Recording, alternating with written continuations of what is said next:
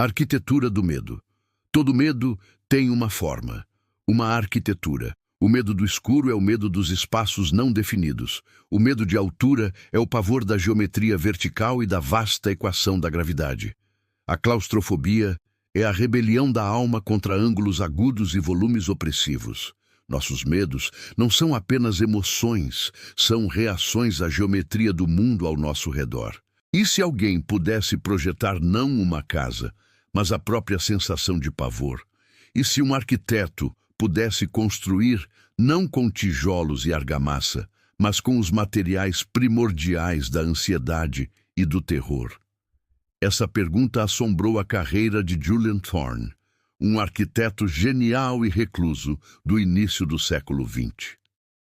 Seus colegas o consideravam um louco, um herege da forma. Enquanto eles buscavam harmonia e beleza, Thorne buscava o que ele chamava de ressonância sublime do pavor. Ele acreditava que, usando proporções matemáticas proibidas, ângulos que enganam o cérebro e materiais que absorvem a luz de maneira antinatural, ele poderia construir um edifício que fosse, em si, uma manifestação física do medo. Seu projeto de vida, seu magnum opus, foi uma única casa, construída em um penhasco isolado e conhecida apenas como a Residência Parallax. Após sua conclusão, Thorne entrou na casa e nunca mais foi visto. A casa permaneceu vazia por um século, uma anomalia arquitetônica que os locais aprenderam a evitar. Agora, um século depois, um grupo de 4 estudantes de arquitetura, liderados pela ambiciosa e cética Maya, decide fazer o que ninguém ousou: passar uma semana na Residência Parallax para estudar e desmistificar a obra de Thorne.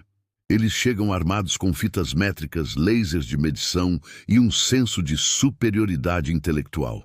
Eles veem a casa como um truque de mestre, uma série de ilusões de ótica projetadas para assustar os supersticiosos. O primeiro dia confirma suas suspeitas. Eles medem os corredores e descobrem que eles são alguns centímetros mais estreitos no final do que no começo, criando uma sensação de compressão.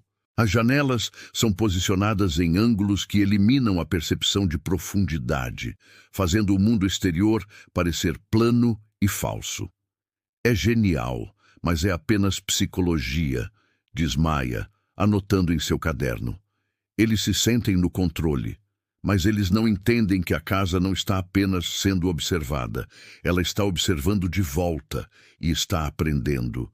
O horror não começa com fantasmas ou sons. Começa com a arquitetura se adaptando. Na segunda noite, Liam acorda e o teto de seu quarto parece mais alto, o espaço vertiginoso e aberto explorando seu medo. Outra estudante, que sofre de claustrofobia, acorda e sente que as paredes de seu pequeno quarto estão sutilmente mais próximas.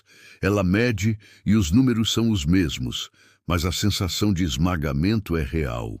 A casa está lendo seus medos individuais e começando a reconfigurar sutilmente sua própria geometria para refleti-los. Não são as paredes que estão se movendo. É a percepção deles que está sendo deformada pela arquitetura senciente. Maya, a cética, se recusa a acreditar.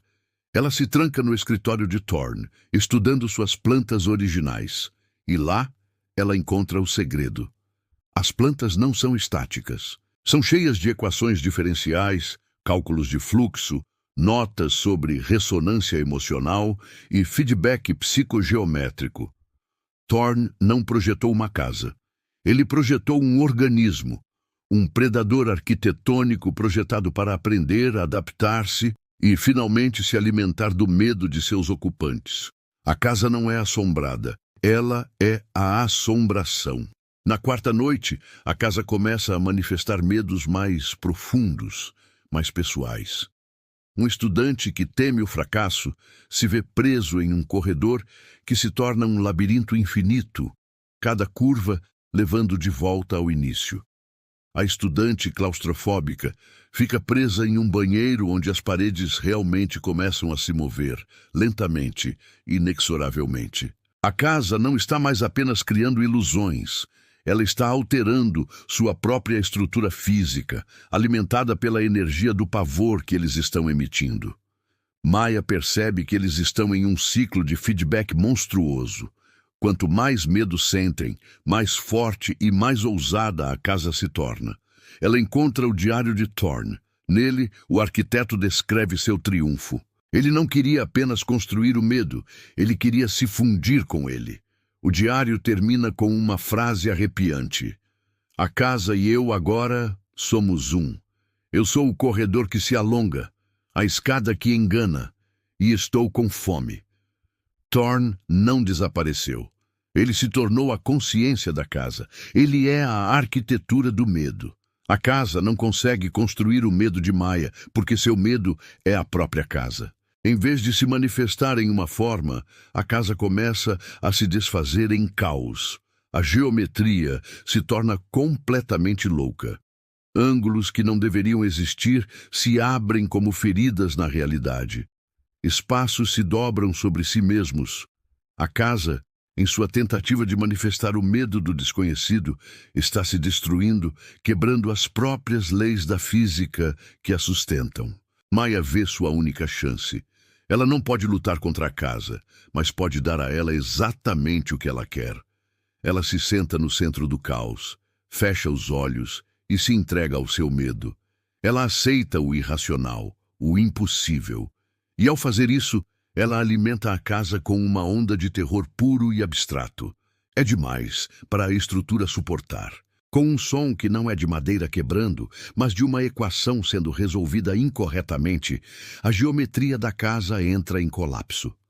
As paredes se desfazem não em escombros, mas em poeira e paradoxos. A casa e a consciência de Thorn dentro dela é aniquilada por sua própria criação. Maya sobreviveu, mas não ilesa. Ela aprendeu a lição final de Thorn, que a arquitetura mais aterrorizante não é feita de pedra ou aço, mas de nossas próprias percepções. A crônica da residência Parallax nos lembra que não são as casas que são assombradas. Somos nós que assombramos as casas com nossos medos. E o monstro mais perigoso é aquele que pode aprender a planta de nossa própria alma e construir uma prisão com ela. Se esta história o fez olhar para os cantos de seu próprio quarto de uma maneira diferente, junte-se a nós. Há muitas estruturas esperando para serem exploradas na escuridão. Inscreva-se no canal Crônicas de Outro Mundo e compartilhe este projeto. Nos encontraremos na próxima esquina impossível